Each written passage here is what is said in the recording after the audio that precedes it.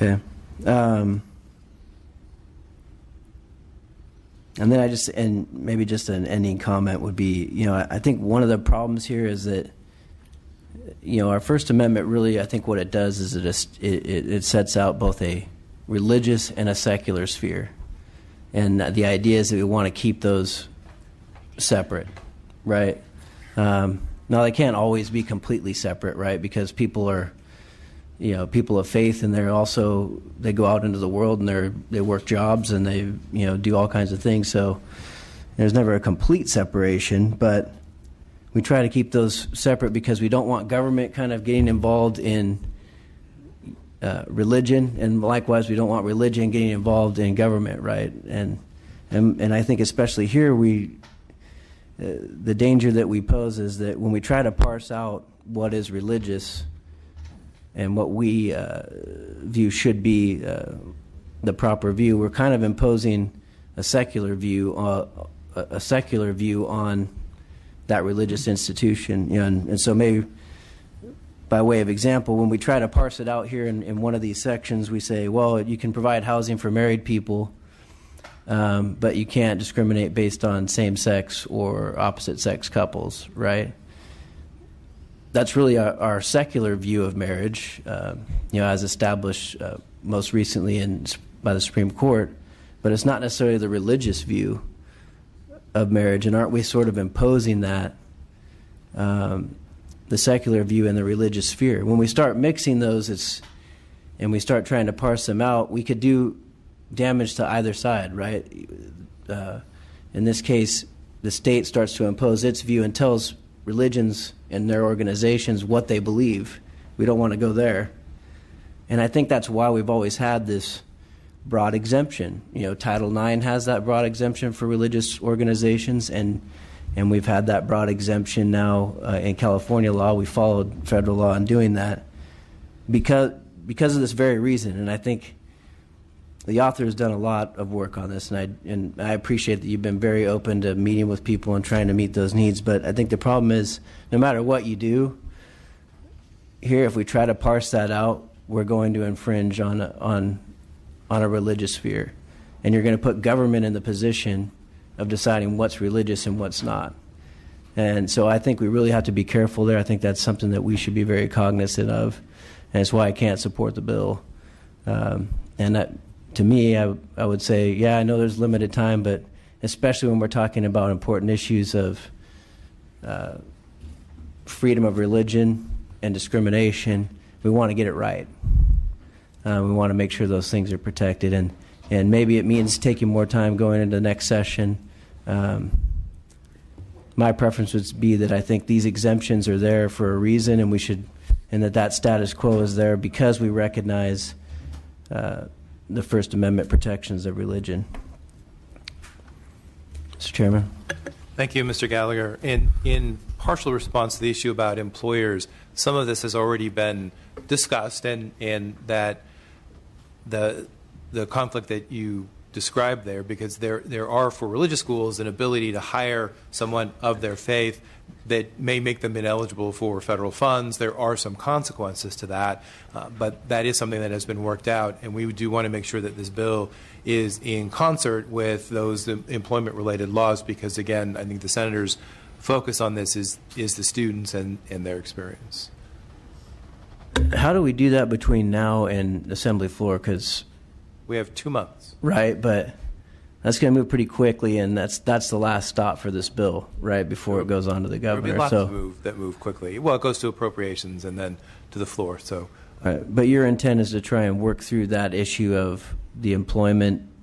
Well, to ensure and the government that code, making sure the government code doesn't focuses on the students, and that it works in tandem with what the government code is addressing with respect to employment, so that we're not undoing or significantly changing employment relationships here, because the focus is on student relationships.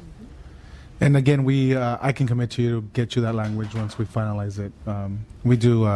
You'll be amazed what we can do in 2 months in the legislature. Yeah, I think there's plenty of time. I mean, this is our last policy hearing. If for some reason we need to hear it again, there are those opportunities. We are airing it out here. It will go to appropriations, but the work that's been done to date and the work that I know the Senator will continue to do, there really is time to deal with that. Mr. Wagner? I want to make a comment on the way that the author presented the bill for starters, something he said, and then which I think dovetails with the great points Mr. Gallagher just made, and then pick up on this focus on the students because I'm just not believing it. The author started his presentation saying that universities should not be allowed, and I think the exact quote is, to use faith to discriminate. And I've got to stop right there and say I think that betrays a fundamental misunderstanding, at best a misunderstanding, and at worst an unfair characterization of what faith is. Faith's a way of life. It's not something someone grabs a hold of so that they can discriminate. No one adopts a faith so that they can then be bad towards their fellow man. Faith comes first and is for so many of these institutions, and the institutions are just things. The people that are at the heart of the institution, faith is at their heart, and to suggest it's used to hide some evil intent is a profound and disturbing mischaracterization of faith. And at least until recently in this society, with the First Amendment, we have been very, very cognizant of faith, where it comes from, and willing to give it the role that it, in my mind, should have, but I don't know that I am completely going to find agreement amongst this committee as to what protections faith should have.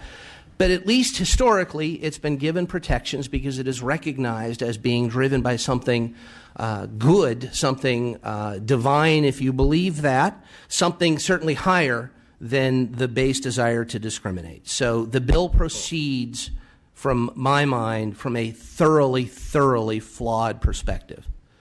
Now, focus on the students. All right. With all due respect to the student who testified and to the other anecdotal examples as they were described by the witness, how stupid do you think these students have to be? These students know what they're getting when they go to Jessup. They know what they're getting when they go to Biola. They know what they're getting when they go to Azusa Pacific. And too often in this society, what we've seen is someone knowing full well what they're doing and looking to change the institution. They're looking to change the other side rather than tolerate. Tolerate, according to Webster, is an acceptance of diverse positions. What we're seeing here is an effort to foist on someone who you do not agree with your own view of the world. And I guess it's okay to do that if you believe faith exists merely to discriminate. But it's not okay to do that whether you're a student or you're any other activist on the left or on the right. It's not okay for you to do that. If you have a respect for other people, a willingness to be tolerant of other people, and respect the First Amendment, at least as it has historically been interpreted and respected in this country. This bill goes in the wrong direction. I don't have a question. I guess I had those comments to get off my chest. Can't support your bill. Appreciate that you have worked on it. It is better than it was. I don't question your good faith, but you're just misunderstanding religious faith, and I urge you to stop and put this bill on the shelf. I'm a no vote. Well, Senator, and I think out of respect to the student who was a senior and then asked to leave after all of that work and all that time and not really given an opportunity to defend himself, we do have specifics who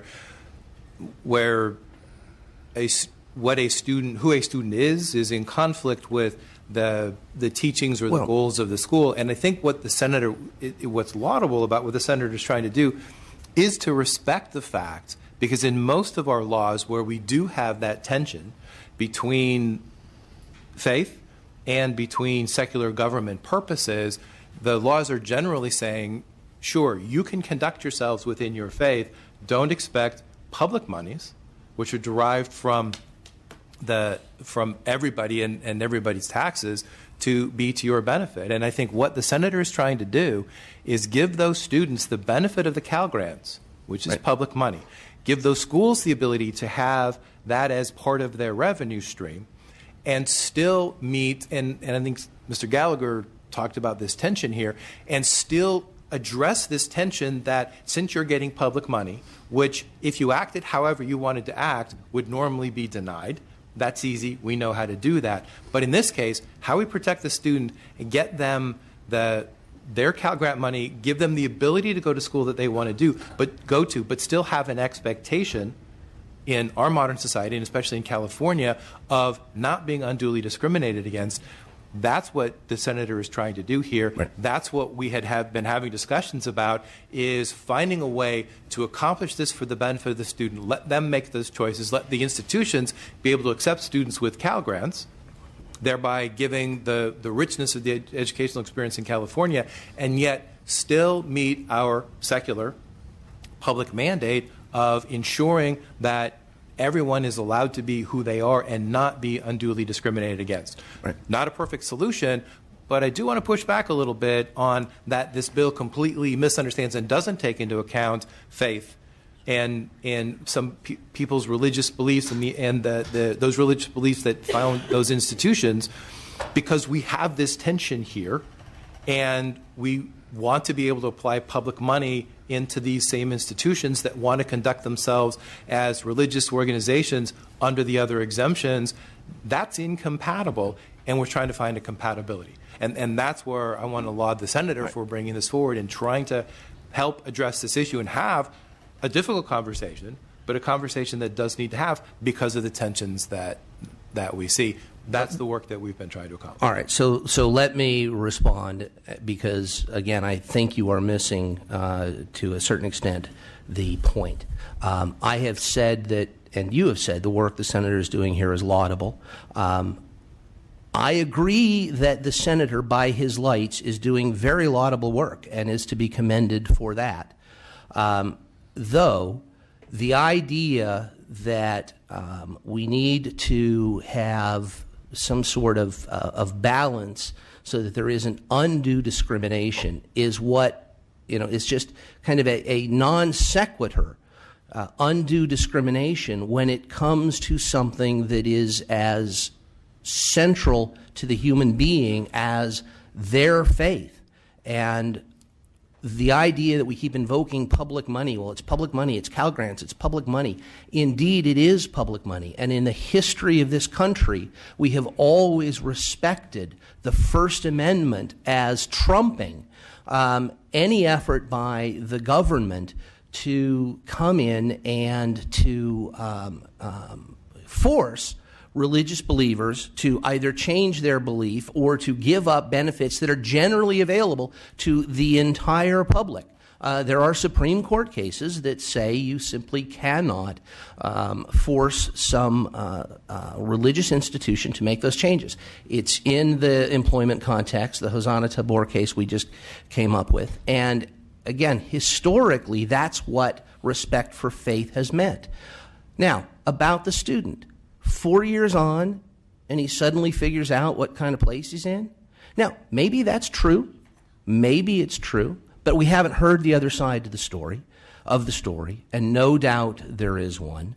And if we were, in my mind, working on a blank slate, I'd be more willing to credit that student in some of these anecdotal stories. We are not working on a clean blank slate. We're working in an environment that has seen activists push and push and push, and do so not on a mistaken belief. You don't, by mistake, go to a baker and say, bake me a cake for a gay marriage, and when the baker says no, you sue him. You go to the bakery down the street, unless you've got something more in mind.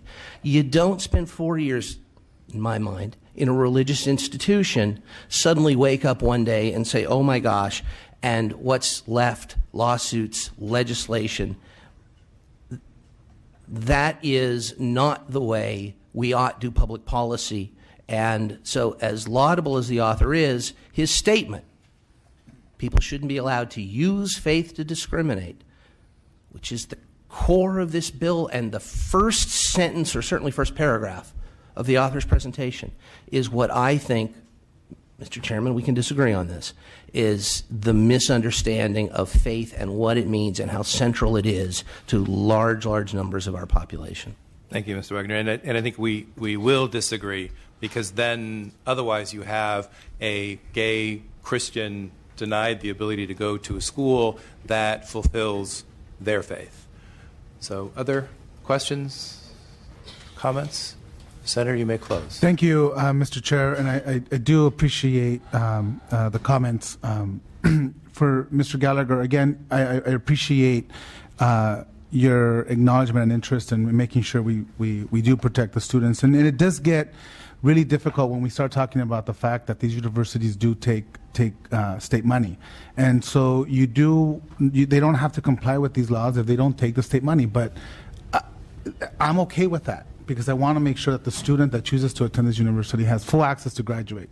And in an era where, and again, the frustrating part here has been to try to reach that balance. And trust me, members, I have the ACLU, NCLR on one side, and then I have the opposition on the other side. But the fact of the matter is that nobody can deny that these religious universities serve 16,000 Cal Grant students, the majority of which are the students of color, and at least 61% of them.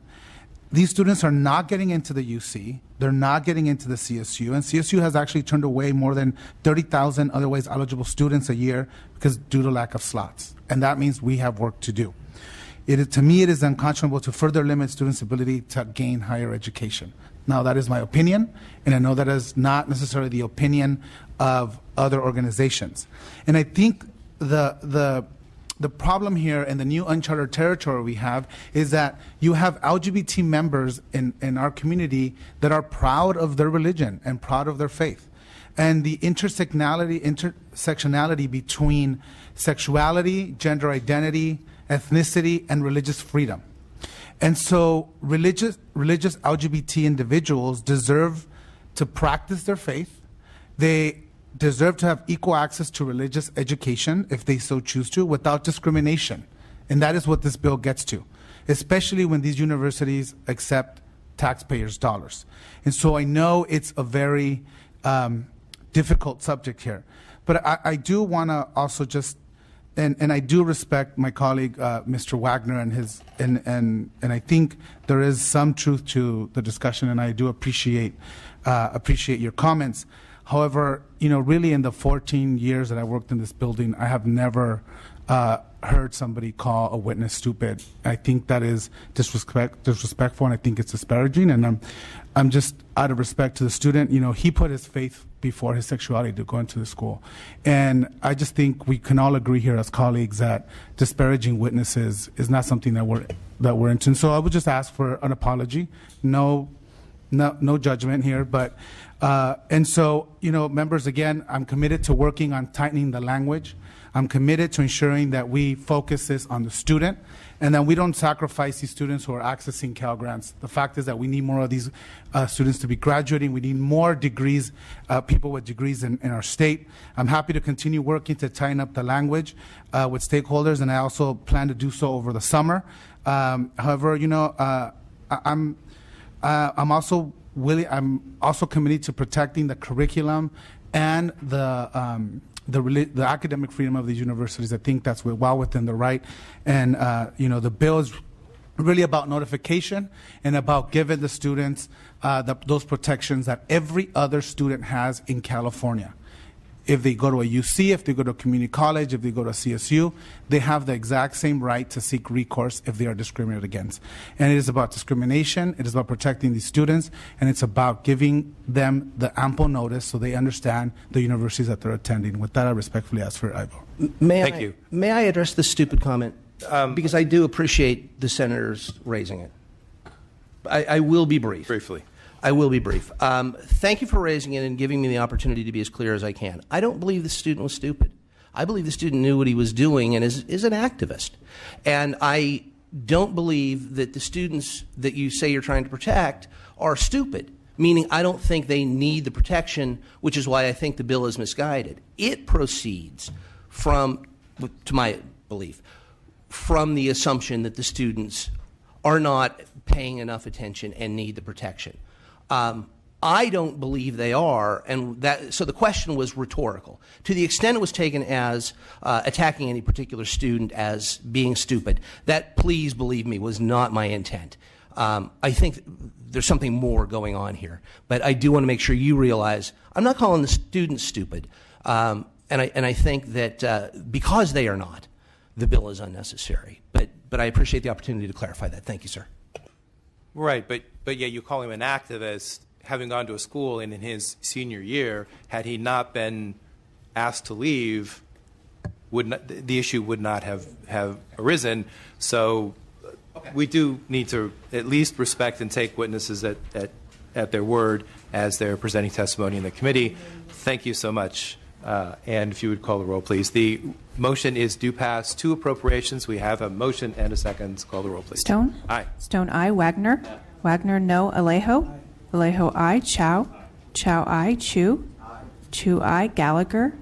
Gallagher, no. Garcia? Garcia, aye. Holden? Holden, aye. Mainshine? Not voting at this time. Not voting. Ting? Ting, aye. Senator, that bill is out. Thank you, Mr. Chair, members. That's our business. I would like to thank the committee again. This is our last hearing, absent another special for some reason. Thank the committee for your work and for your diligence, and happy July.